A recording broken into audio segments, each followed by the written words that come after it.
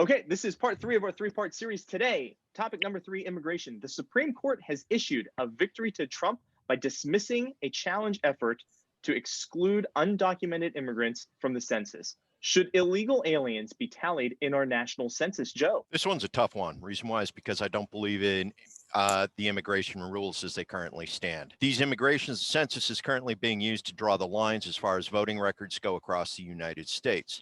So if you count the illegal aliens, the undocumented individuals who are in these different areas, they represent a population base that are then drawn in the circles. However, they aren't allowed to vote.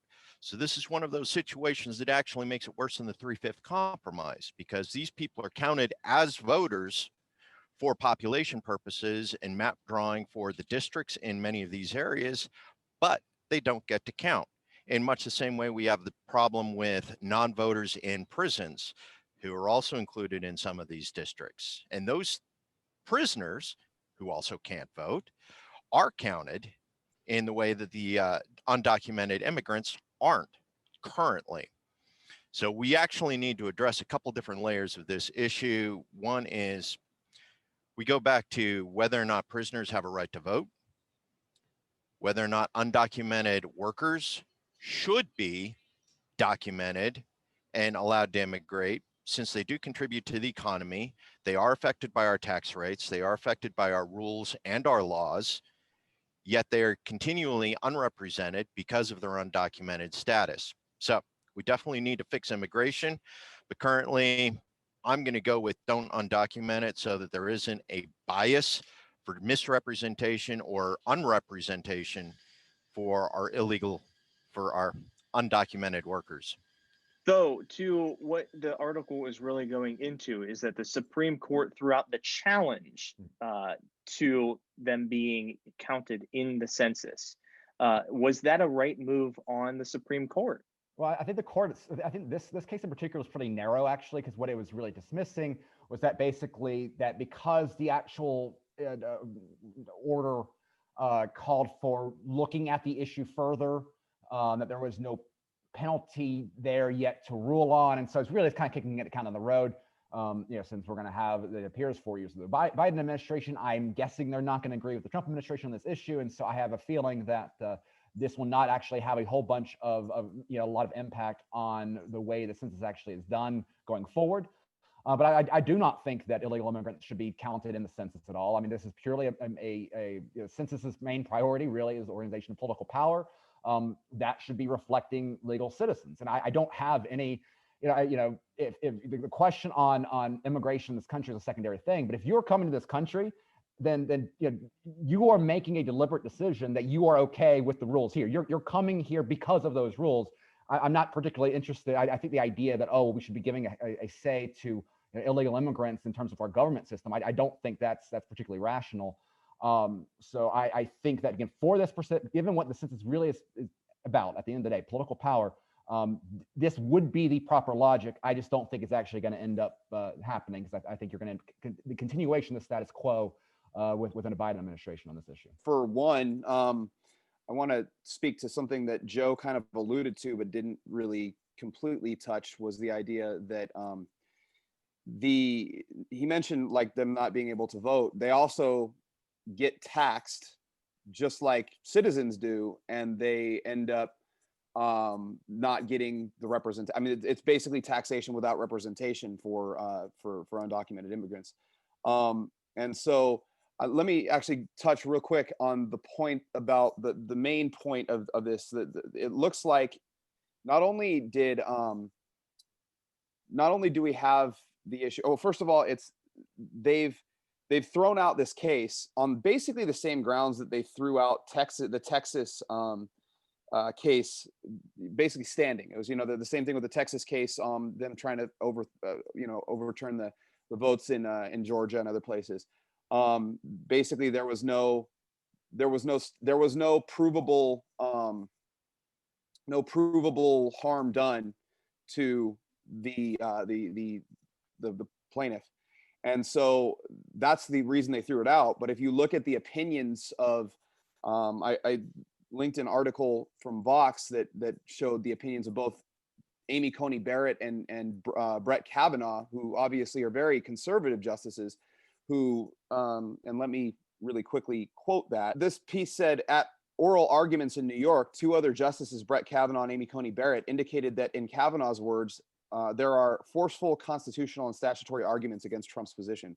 So it looks like it's probably going to fail regardless. Or I'm sorry, I should say that any challenge that Trump then brings is going to fail regardless. And that's because of the fact that the Constitution, which Trump has made arguments back and forth, and Breyer has actually, gone against those arguments, with basically that the 14th Amendment, I believe it is, outlines that that persons should be counted in the census, and that by persons doesn't just mean legal citizens. Sure. So moving on to you, Joe, from a libertarian, if I had one on here, they would make the argument that these undocumented immigrants are going to add additional strain to our current system. We've got a lot of people right now under the system that looking to get some help from the stimulus itself, and we don't have enough to go around for that. So really, the libertarian would say, hey, from that particular standpoint, you would vote for a libertarian because on our end of things, you have the ability to go out and make your own money and your own dollar, and therefore you should become a natural citizen. You should become, if you want to come to the country, you can do that. So that would be a libertarian take on this issue itself. Therefore, they should be counted.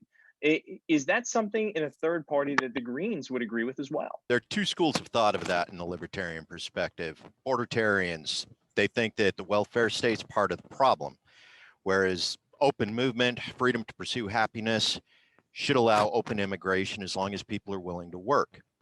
Sure. So from the Green Party, yeah. I understand the libertarians to make their argument for them to pull out the Greens' answer. So as a Green, would you agree with the third party, or are you really taking one side or the other, right or left? I'm going to take the left side of it. I think open immigration should be the primary purpose. The pursuit of happiness is a big issue, and being able to travel the world is part of that. So what we need to do is fix the welfare system in the United States and the way that we currently handle hiring and immigration, which again goes back to something that really isn't the key point of this. The census, that's federal funding, that's political power, that's resources, that's spending, that's taxation. All of this is taken into account for the census. And when you change the numbers because you exclude certain people, you prevent federal funds from traveling to those special regions. So from a libertarian perspective and a Green Party perspective, as far as the regional control goes, which is where it should belong, whether or not the feds count that, it doesn't matter, because it's really up to the regional areas to make sure that they're taking care of the people in those regions and in those areas and making sure that they're properly represented in order to maintain a strong economy. We don't have that right now, and we see it all across the United States as centrally controlled corporations continue to dominate the economic landscape across the United States, and you see it everywhere in Americana. Every exit you get off, you see the same 10 signs. McDonald's, Burger King, Walmart. We need to move back to the regional control on issues all across the board and stop letting the feds decide how the funds get allocated, how the welfare state operates. Sure. So though, to push back on that particular response that we just heard from the Green Party, a Republican looking at this, how would you make your argument to me that this dismissal ties back into everything that we're really talking about? I mean, we're looking at COVID funding, we're looking at stimulus checks, we're looking at the census itself. How does all that tie into each other? Yeah, so why in the world would the federal government be subsidizing these local governments to not enforce federal law? That's essentially what this comes down to.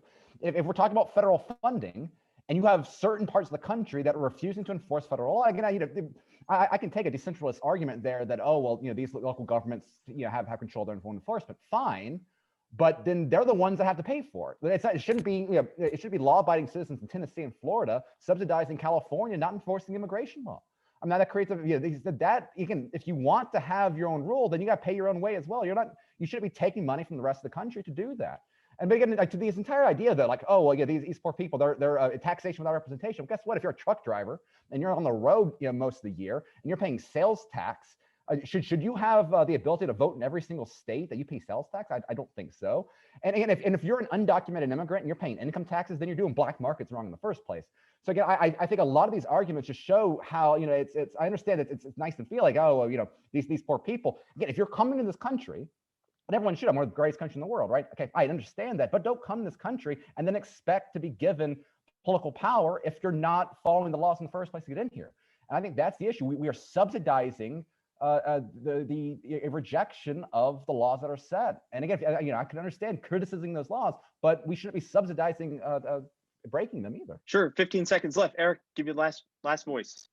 So I would say that, first of all, I envision a world that eventually doesn't have borders personally. But before we get there, the crime of crossing a border is not anywhere near the crime of that basically our friend is making it out to be. So I would say I'm in favor of minimizing how the extent to which that crime is. Now, when it comes to the census itself, that is about counting people and about figuring out and allocating resources. By the way, California and other blue states pay more taxes towards subsidizing people in red states. So that would be an important point to make. But in general, with regard to the census and with regards to immigration, I think that it's important that we recognize that not all crime is created equal. And so if you want to call that a crime right now, I eventually don't want to. It's not the level of crime that murder and rape and things like that are. Sure. 4 seconds, though. I agree. It's not the same as murder and rape, but again, we shouldn't be incentivizing it. We shouldn't be subsidizing it, which is exactly what you do when you give federal money to people that don't enforce the law.